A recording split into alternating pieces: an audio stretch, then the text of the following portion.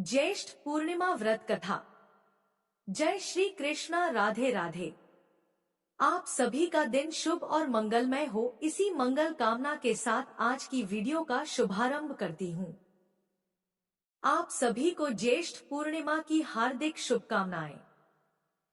आज ज्येष्ठ मास की पूर्णिमा तिथि है और आज के दिन सुहागिन महिलाएं वट सावित्री का व्रत रखती हैं। वट सावित्री व्रत सुहागिन महिलाओं के लिए महाव्रत की तरह है। सुहागिन महिलाएं अपने जीवन साथी की लंबी उम्र, सौभाग्य, स्वस्थ जीवन की कामना से वटवृक्ष यानी बरगद के पेड़ की पूजा करती हैं। पूजा में महिलाएं वटवृक्ष पर कच्चा सूत लपेटती हैं, परिक्रमा करती हैं। मान्यता है कि इस व्रत से भक्तों का वैवाहिक जीवन सुखी और समृद्धिशाली रहता है। घर परिवार में सुख शांति बनी रहती है। तो आज मैं आप सभी को सुनाने जा रही हूँ ज्येष्ठ पूर्णिमा की पावन कथा। प्राचीन काल में एक निर्धन ब्राह्मण रहता था जो अत्यंत धर्मपरायण और सत्यवादी था। वह प्रतिदिन भगवान विष्णु और माता लक्ष्मी जी की पूजा करता, लेकिन दरिद्रता उसका पीछा नहीं छोड़ रही थी। उसकी पत्नी ने एक दिन उससे कहा, है स्वामी, क्या कोई ऐसा उपाय नहीं जिससे हमारी निर्धनता दूर हो और माता लक्ष्मी जी हम पर कृपा करें? तब ब्राह्मण ने कठोर तपस्या का संकल्प लिया और कई दिनों तक अन्न जल त्याग कर गहन उपवास किया। उसकी भक्ति से प्रसन्न होकर एक दिन माता लक्ष्मी स्वयं प्रकट हुई और कहने लगी, वत्स, मैं तुम्हारी भक्ति से अत्यंत प्रसन्न हूँ, मांगो क्या वर चाहिए? ब्राह्मण ने विनम्र भाव से कहा, माता, मुझे केवल इतना आशीर्वाद दे कि मेरी निर्धनता सदा के लिए समाप्त हो जाए और मैं कभी अधर्म के मार्ग पर न चलूं। महालक्ष्मी जी ने मुस्कुराकर कहा, पूर्णिमा के दिन सच्चे मन से मेरी आराधना करने वालों को मैं कभी कष्ट में नहीं रखती। जो व्यक्ति इस दिन दीप जलाकर दान पुण्य करता है, उसके घर से दरिद्रता कोसों दूर भागती है। ऐसा कहकर महालक्ष्मी अंतर्ध्यान हो गई। फिर ब्राह्मण ने महालक्ष्मी के आदेश का पालन किया और पूर्णिमा के दिन व्रत, दीप दान और दान पुण्य करने लगा। धीरे धीरे उसके जीवन में समृद्धि आने लगी और उसका घर धन धान्य से भर गया। हे मां लक्ष्मी, इस कथा को सुनने वाले सभी भक्तों के घर में अपनी कृपा बनाए रखना। सभी के घर में सुख, समृद्धि और अन्न धन के भंडार भरना। अब सुनिए भक्त प्रहलाद और भगवान नरसिंह की कथा। प्राचीन कथा के अनुसार महर्षि कश्यप की पत्नी दक्ष पुत्री दिति के गर्भ से दो महान पराक्रमी बालकों का जन्म हुआ। इनमें से बड़े का नाम हिरण्यकश्यप और छोटे का नाम हिरण्याक्ष था। दोनों भाइयों में बड़ा प्रेम था। दोनों ही महाबलशाली, पराक्रमी और आत्मबल संपन्न थे। दोनों भाइयों ने युद्ध में देवताओं को पराजित करके स्वर्ग लोक पर अपना अधिकार कर लिया। एक समय जब हिरण्याक्ष ने पृथ्वी को रसातल में ले जाकर छिपा दिया, तब भगवान श्री हरि विष्णु ने वराह अवतार धारण कर पृथ्वी की रक्षा के लिए हिरण्याक्ष का वध किया। अपने प्रिय भाई हिरण्याक्ष के वध से दुखी होकर हिरण्यकश्यप दैत्यों को प्रजा पर अत्याचार करने की आज्ञा देकर खुद मंदरांचल पर्वत पर तपस्या करने के लिए चला गया। वह भगवान विष्णु द्वारा अपने भाई की हत्या का बदला लेने के लिए श्री ब्रह्मा जी की घोर तपस्या करने लगा। इधर दैत्यों के राज्य को राजविहीन देखकर देवताओं ने उन पर आक्रमण कर दिया। दैत्यगण इस युद्ध में पराजित हुए और पाताल लोक को भाग गए। देवराज इंद्र ने हिरण्यकश्यप के महल में प्रवेश करके उसकी पत्नी कयाधु को बंदी बना लिया। उस समय कयाधु गर्भवती थी, इसलिए देवराज इंद्र उसे साथ लेकर अमरावती की ओर जाने लगे। तब देवर्षि नारद ने पूछा, है देवराज, आप कयाधु को कहाँ लेकर जा रहे हैं? देवराज ने कहा, देवर्षि, इसके गर्भ में हिरण्यकश्यप का अंश है, मैं उसे मारकर इसे छोड़ दूंगा। यह सुनकर नारद जी कहने लगे, देवराज इंद्र, इसके गर्भ में तो बहुत बड़ा भगवान श्री हरि विष्णु जी का भक्त है, जिसे मारना तुम्हारी शक्ति के बाहर है, इसलिए इसे छोड़ दो। फिर नारद जी के कथन का मान रखते हुए देवराज इंद्र ने कयाधु को छोड़ दिया और अमरावती पुरी चले गए। नारद जी कयाधु को अपने आश्रम पर ले आए और फिर उससे बोले, बेटी, जब तक तुम्हारा पति अपनी तपस्या पूरी करके नहीं आ जाता तब तक तुम यहाँ आराम से रहो। कयाधु उस पवित्र आश्रम में नारद जी के प्रवचनों का लाभ लेती हुई आनंद से रहने लगी, जिसका गर्भ में पल रहे शिशु पर भी गहरा प्रभाव पड़ा। समय होने पर कयाधु ने एक पुत्र को जन्म दिया, जिसका नाम प्रहलाद रखा गया। इधर हिरण्यकश्यप की तपस्या पूरी हुई और वह ब्रह्मा जी से मनचाहा वरदान लेकर वापस अपनी राजधानी चला आया। जब प्रहलाद कुछ बड़े हुए तब हिरण्यकश्यप ने उनके शिक्षा की व्यवस्था की। प्रहलाद गुरु के सानिध्य में रहकर शिक्षा ग्रहण करने लगे। एक दिन हिरण्यकश्यप अपने मंत्रियों के साथ सभा में बैठा हुआ था। उसी समय प्रहलाद अपने गुरु के साथ वहां आ गए। प्रहलाद को प्रणाम करते देखकर हिरण्यकश्यप ने उन्हें अपनी गोद में बिठाकर दुलार किया और कहने लगा, वत्स, तुमने अब तक अध्ययन में निरंतर तत्पर रहकर जो कुछ सीखा है उसमें से कुछ अच्छी बात हमें भी सुनाओ। तब प्रहलाद बोले, पिताजी, मैंने अब तक जो कुछ सीखा है उसका सारांश आपको सुनाता हूँ। जो आदि, मध्य और अंत से रहित, अजन्मा, वृद्धि और क्षय से शून्य और अच्युत है, समस्त कारणों के कारण और जगत के स्थिति और अंत करता, उन श्री हरि को मैं प्रणाम करता हूँ। यह सुनकर दैत्यराज हिरण्यकश्यप के नेत्र क्रोध से लाल हो गए। उसने कांपते हुए होठों से प्रहलाद के गुरु से कहा, अरे दुर्बुद्धि ब्राह्मण, यह क्या तूने मेरी अवज्ञा करके इस बालक को मेरे परम शत्रु की स्तुति से युक्त शिक्षा कैसे दी? तब गुरुजी ने कहा, आज आपको क्रोध के वशीभूत नहीं होना चाहिए, इतना क्रोध करना ठीक नहीं। आपका पुत्र मेरी सिखाई हुई बातें नहीं कह रहा है। तब हिरण्यकश्यप बोला, बेटा प्रहलाद, बताओ तुम्हें यह शिक्षा किसने दी? तुम्हारे गुरुजी तो कह रहे हैं कि मैंने तो इसे ऐसा उपदेश दिया ही नहीं। तब भक्त प्रहलाद कहने लगे, पिताजी, हृदय में स्थित भगवान विष्णु ही तो संपूर्ण जगत के उपदेशक हैं। उन्हें छोड़कर और कौन किसी को कुछ सिखा सकता है? हिरण्यकश्यप कहने लगा, अरे मूर्ख, जिस विष्णु का तू निसंकोच होकर स्तुति कर रहा है वह मेरे सामने कौन है? मेरे रहते हुए कौन परमेश्वर कहाँ जा सकता है? फिर भी तू मौत के मुख में जाने की इच्छा से बार-बार ऐसा बक रहा है। ऐसा कहकर हिरण्यकश्यप ने प्रहलाद को कई प्रकार से समझाया, लेकिन प्रहलाद के मन से श्री हरि के प्रति भक्ति और श्रद्धा भाव को वह कम नहीं कर पाया। तब अत्यंत क्रोधित होकर हिरण्यकश्यप ने अपने सेवकों से कहा, अरे यह तो बड़ा दुरात्मा है, इसे मार डालो। अब इसके जीने से कोई लाभ नहीं, क्योंकि यह शत्रु प्रेमी तो अपने ही कुल का नाश करने वाला हो गया है। इधर हिरण्यकश्यप की आज्ञा पाकर उसके सैनिकों ने प्रहलाद को अनेकों प्रकार से मारने का प्रयास किया, किंतु उनके सारे प्रयास श्री हरि की कृपा से असफल हो जाते थे। उन सैनिकों ने प्रहलाद पर अनेक प्रकार के अस्त्र शस्त्रों से आघात किए, लेकिन प्रहलाद को कुछ भी नहीं हुआ। फिर उन्होंने प्रहलाद के हाथ पैर बांधकर समुद्र में डाल दिया, फिर भी प्रहलाद बच गए। उन सब ने प्रहलाद को बहुत सारे विषैले सांपों से और पर्वत शिखरों से गिराया, लेकिन भगवान विष्णु की कृपा से प्रहलाद को कुछ भी नहीं हुआ। हिरण्यकश्यप और हिरण्याक्ष की एक बहन थी जिसका नाम था होलिका। वह भी तपस्या करके शक्तियां और वरदान अर्जित किया करती थी। उसे वरदान स्वरूप एक चादर मिली थी, जिस चादर को ओढ़ने मात्र से अग्नि उसे जला नहीं सकती थी। प्रहलाद को मारने के सारे प्रयास विफल होते देखकर हिरण्यकश्यप ने अपनी बहन होलिका के साथ मिलकर प्रहलाद को मारने का षड्यंत्र रचा। उसने प्रहलाद से कहा कि अगर उसे अपनी भक्ति पर विश्वास है तो वह अपनी बुआ होलिका के साथ अग्नि में जाकर बैठ जाए, अन्यथा विष्णु भक्ति त्याग दे। यह सुनकर प्रहलाद अपनी भक्ति के सहारे उस अग्नि में बैठने को तैयार हो गए। वेदी बनाई गई और उसके चारों ओर अग्नि का प्रबंध किया गया। होलिका अपनी दिव्य चादर ओढ़कर बैठी, जो उसकी रक्षा अग्नि से करने वाली थी, और उसकी गोद में भक्त प्रहलाद बैठ गए।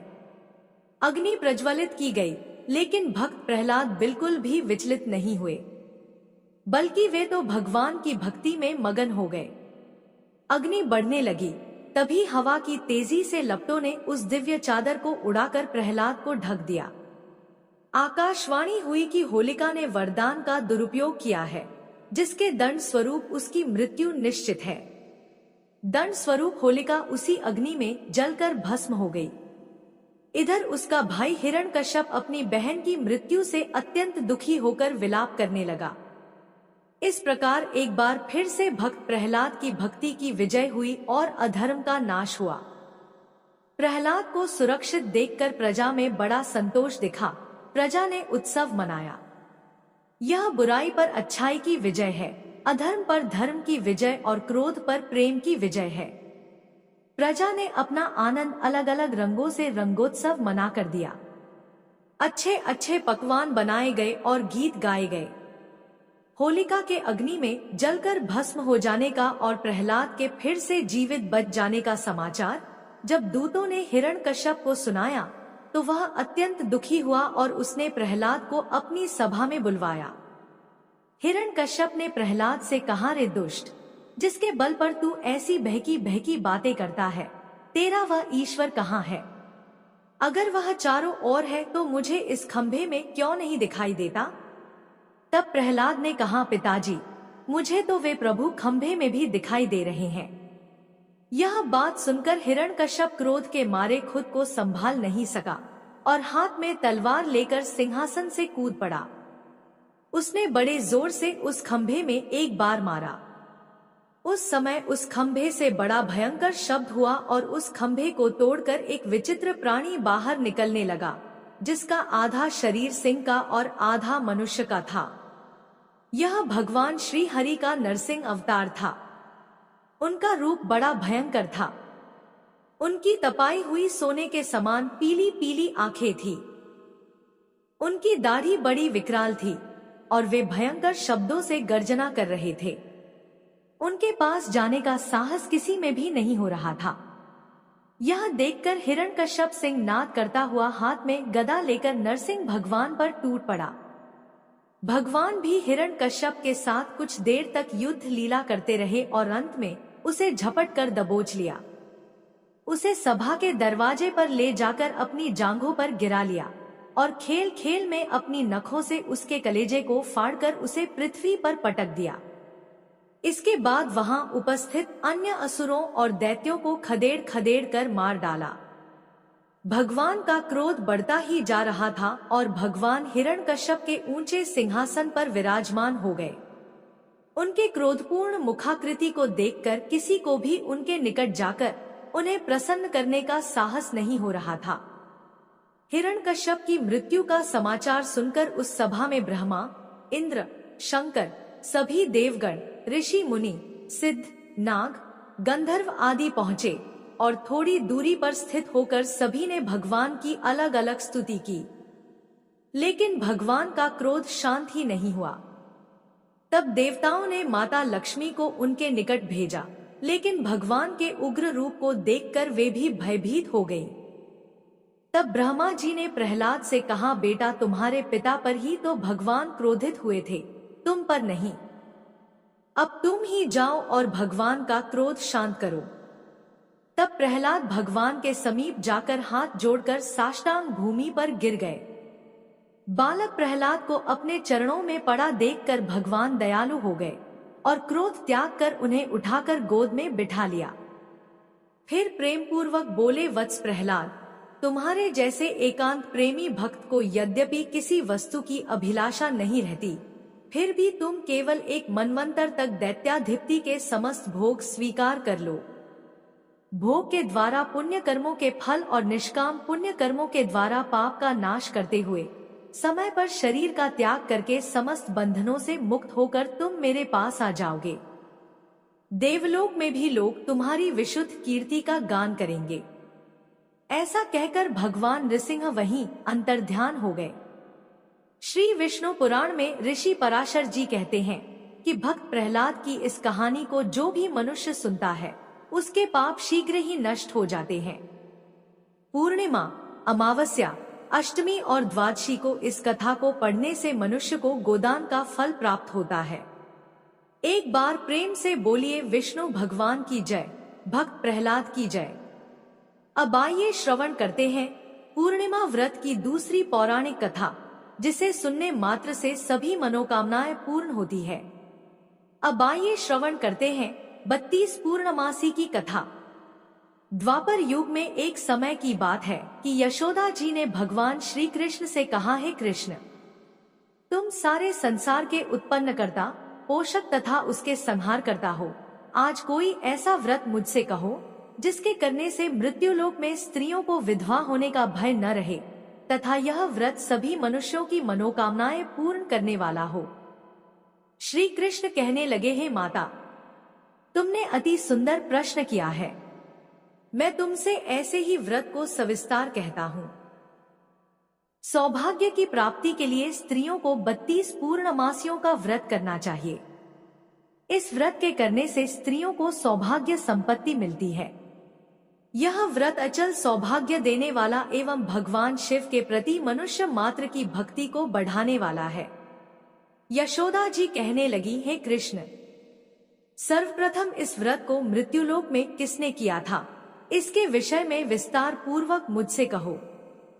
श्री कृष्ण जी कहने लगे कि इस भूमंडल पर एक अत्यंत प्रसिद्ध राजा चंद्रहास से पालित अनेक प्रकार के रत्नों से परिपूर्ण कातिका नाम की एक नगरी थी। वहां पर धनेश्वर नाम का एक ब्राह्मण था और उसकी स्त्री अति सुशीला रूपवती थी। दोनों ही उस नगरी में बड़े प्रेम के साथ रहते थे। घर में धन धान्य आदि की कमी नहीं थी। उनको एक बड़ा दुख था कि उनके कोई संतान नहीं थी। इस दुख से वह अत्यंत दुखी रहते थे। एक समय एक बड़ा तपस्वी योगी उस नगरी में आया। वह योगी उस ब्राह्मण के घर को छोड़कर अन्य सब घरों से भिक्षा लाकर भोजन किया करता था। रूपवती से वह भिक्षा नहीं लिया करता था। उस योगी ने एक दिन रूपवती से भिक्षा न लेकर किसी अन्य घर से भिक्षा लेकर गंगा किनारे जाकर भिक्षान्न को प्रेम पूर्वक खा रहा था कि धनेश्वर ने योगी का यह सब कार्य किसी प्रकार से देख लिया। अपनी भिक्षा के अनादर से दुखी होकर धनेश्वर योगी से बोला, महात्मन, आप सब घरों से भिक्षा लेते हैं परंतु मेरे घर की भिक्षा कभी भी नहीं लेते, इसका कारण क्या है? योगी ने कहा कि निसंतान के घर की भीख पतितों के अन्न के तुल्य होती है और जो पतितों का अन्न खाता है वह भी पतित हो जाता है। चूंकि तुम निसंतान हो, अतः पतित हो जाने के भय से मैं तुम्हारे घर की भिक्षा नहीं लेता हूँ। धनेश्वर यह बात सुनकर अपने मन में बहुत दुखी हुआ और हाथ जोड़कर योगी के पैरों पर गिर पड़ा तथा आर्त भाव से कहने लगा, हे महाराज, यदि ऐसा है तो आप मुझको पुत्र प्राप्ति का उपाय बताइए। आप सर्वज्ञ हैं, मुझ पर अवश्य ही यह कृपा कीजिए। धन की मेरे घर में कोई कमी नहीं, परंतु मैं पुत्र न होने के कारण अत्यंत दुखी हूँ।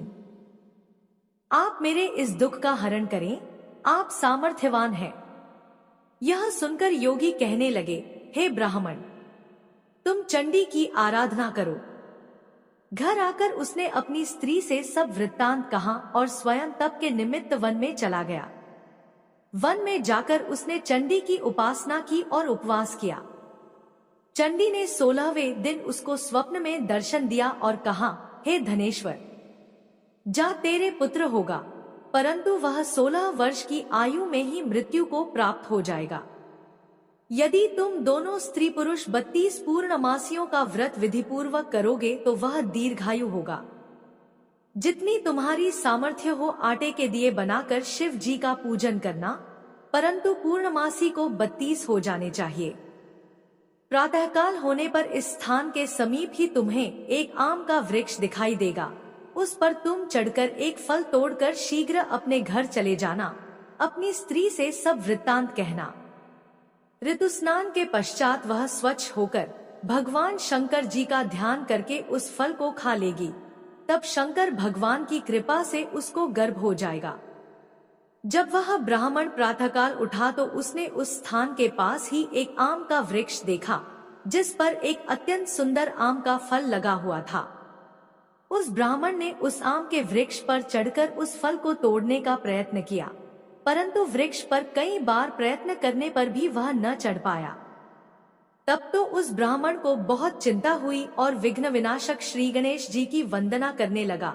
हे दयानिधे, अपने भक्तों के विघ्नों का नाश करके उनके मंगल कार्य को करने वाले, दुष्टों का नाश करने वाले, रिद्धि सिद्धि के देने वाले, आप मुझ पर कृपा करके इतना बल दें कि मैं अपने मनोरथ को पूर्ण कर सकूं। इस प्रकार गणेश जी की प्रार्थना करने पर उनकी कृपा से धनेश्वर वृक्ष पर चढ़ गया और उसने एक अति सुंदर आम का फल देखा। उसने विचार किया कि जो वरदान से फल मिला था वह यह है और कोई फल दिखाई नहीं देता। उस धनेश्वर ब्राह्मण ने जल्दी से उस फल को तोड़कर अपनी स्त्री को लाकर दिया और उसकी स्त्री ने अपने पति के कथनानुसार उस फल को खा लिया और वह गर्भवती हो गई। देवी जी की असीम कृपा से उसे एक अत्यंत सुंदर पुत्र उत्पन्न हुआ, जिसका नाम उन्होंने देवीदास रखा। माता पिता के हर्ष और शोक के साथ वह बालक शुक्ल पक्ष के चंद्रमा की भांति अपने पिता के घर में बढ़ने लगा। भवानी की कृपा से वह बालक बहुत ही सुंदर, सुशील और विद्या पढ़ने में बहुत ही निपुण हो गया। दुर्गा जी की आज्ञानुसार उसकी माता ने 32 पूर्णमासी का व्रत रखना प्रारंभ कर दिया था, जिससे उसका पुत्र बड़ी आयु वाला हो जाए। 16वां वर्ष लगते ही देवीदास के माता पिता को बड़ी चिंता हो गई कि कहीं उनके पुत्र की इस वर्ष मृत्यु न हो जाए। इसलिए उन्होंने अपने मन में विचार किया कि यदि यह दुर्घटना उनके सामने हो गई तो वे कैसे सहन कर सकेंगे।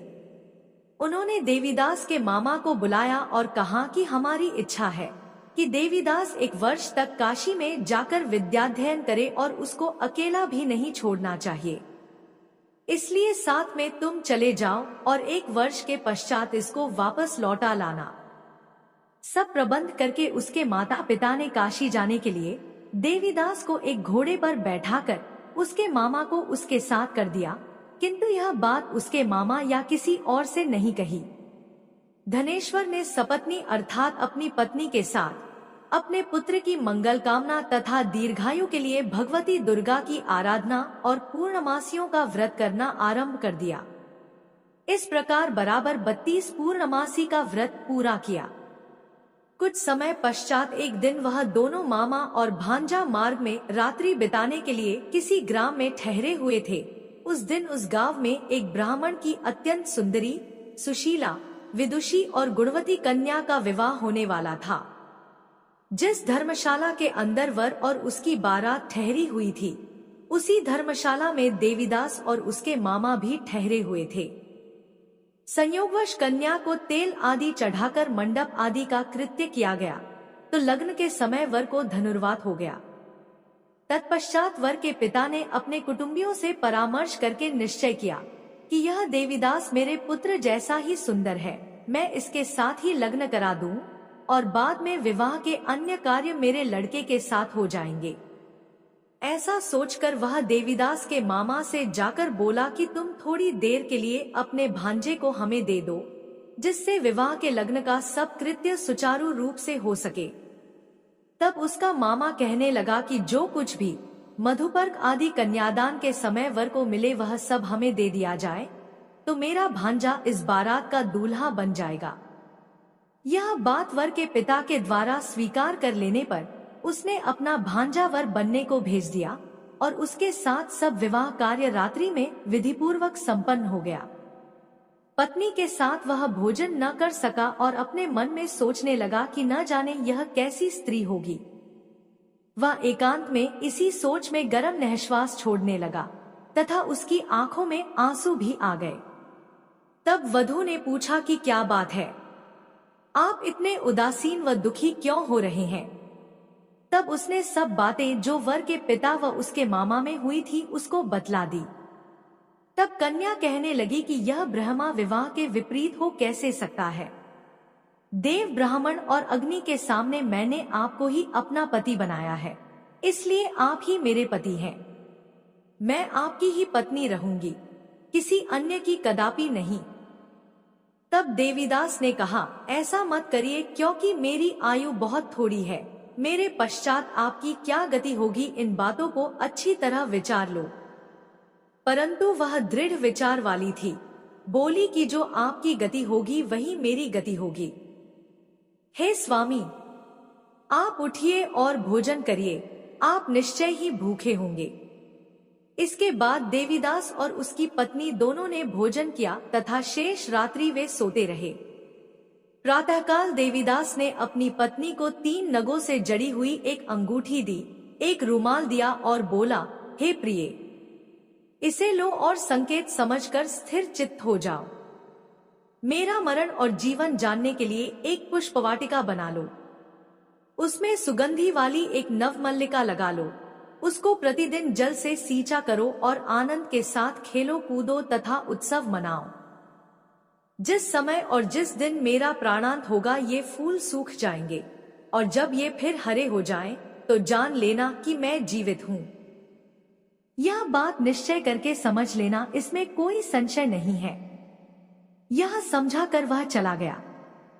प्रातःकाल होते ही वहां पर गाजे बाजे बजने लगे, और जिस समय विवाह के कार्य समाप्त करने के लिए वर तथा सब बाराती मंडप में आए तो कन्या ने वर को भली प्रकार से देखकर अपने पिता से कहा कि यह मेरा पति नहीं है। मेरा पति वही है जिसके साथ रात्रि में मेरा पानी ग्रहण हुआ था, इसके साथ मेरा विवाह नहीं हुआ है। यदि यह वही है तो बताए कि मैंने इसको क्या दिया। मधुपर्क और कन्यादान के समय जो मैंने भूषणादि इन्हें दिए थे उन्हें दिखाए, तथा रात में मैंने क्या गुप्त बातें कही थी वह सब सुनाए। पिता ने उसके कथनानुसार वर को बुलवाया। कन्या की यह सब बातें सुनकर वह कहने लगा कि मैं कुछ नहीं जानता। इसके पश्चात लज्जित होकर वहां से चला गया, और सारी बारात भी अपमानित होकर वहां से लौट गई। भगवान श्री कृष्ण बोले, हे माता, इस प्रकार देवीदास काशी विद्याध्ययन के लिए चला गया। जब कुछ समय बीत गया तो काल से प्रेरित होकर एक सर्प रात्रि के समय उसको डसने के लिए वहां पर आया। उस विषधर के प्रभाव से उसके शयन का स्थान चारों ओर से विष की ज्वाला से विषैला हो गया, परंतु व्रतराज के प्रभाव से उसको काटने न पाया, क्योंकि पहले ही उसकी माता ने 32 पूर्णिमा का व्रत कर रखा था। इसके बाद मध्याह्न के समय स्वयं काल वहां पर आया और उसके शरीर से उसके प्राणों को निकालने का प्रयत्न करने लगा, जिससे वह मूर्छित होकर पृथ्वी पर गिर पड़ा।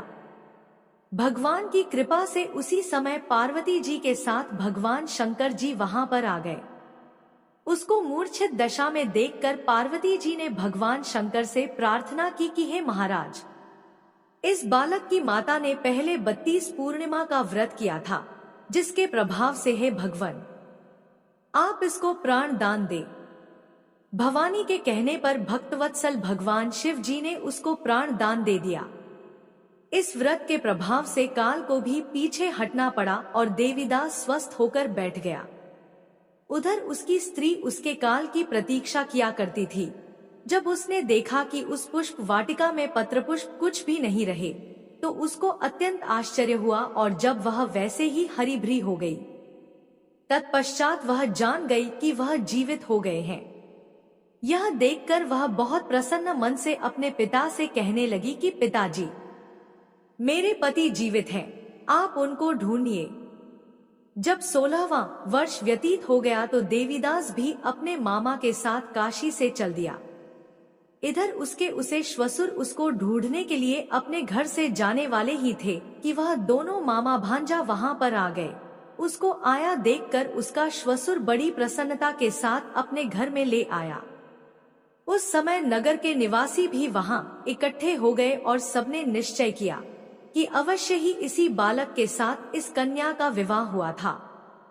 उस बालक को जब कन्या ने देखा तो पहचान लिया और कहा कि यह तो वही है जो संकेत करके गया था। तदुपरांत सभी कहने लगे कि भला हुआ जो यह आ गया, और सब नगरवासियों ने आनंद मनाया। कुछ दिन बाद देवीदास अपनी पत्नी और मामा के साथ अपने श्वसुर के घर से बहुत सा उपहारादि लेकर अपने घर के लिए प्रस्थान किया। जब वह अपने गांव के निकट आ गया तो कई लोगों ने उसको देखकर उसके माता पिता को पहले ही जाकर खबर दे दी कि तुम्हारा पुत्र देवीदास अपनी पत्नी और मामा के साथ घर वापस आ रहा है। ऐसा समाचार सुनकर पहले तो उन्हें विश्वास ही नहीं हुआ, किंतु जब और लोगों ने भी आकर उनकी बात का समर्थन किया तो उनको बड़ा आश्चर्य हुआ। लेकिन थोड़ी देर में देवीदास ने आकर अपने माता पिता के चरणों में अपना सिर रखकर प्रणाम किया और उसकी पत्नी ने अपने सास ससुर के चरणों को स्पर्श किया। तो माता पिता ने अपने पुत्र और पुत्रवधू को अपने हृदय से लगा लिया और दोनों की आंखों से प्रेमाश्रु बह चले। अपने पुत्र और पुत्रवधू के आने की खुशी में धनेश्वर ने बड़ा भारी उत्सव किया और ब्राह्मणों को भी बहुत सा दान दक्षिणा देकर प्रसन्न किया। श्री कृष्ण जी कहने लगे कि इस प्रकार धनेश्वर 32 पूर्णिमाओं के व्रत के प्रभाव से पुत्रवान हो गया। जो भी स्त्रियां इस व्रत को करती हैं, वे जन्म जन्मांतर में वैधव्य का दुख नहीं भोगती और सदैव सौभाग्यवती रहती हैं। यह मेरा वचन है, इसमें कोई संदेह नहीं मानना। यह व्रत पुत्र पौत्रों को देने वाला तथा संपूर्ण मनोकामनाओं को पूर्ण करने वाला है। 32 पूर्णिमाओं का व्रत करने से व्रती की सब इच्छाएं भगवान शिवजी की कृपा से पूर्ण हो जाती हैं। एक बार प्रेम से बोलिए श्री कृष्ण भगवान की जय। आशा करती हूँ कि आपको कहानी पसंद आई होगी।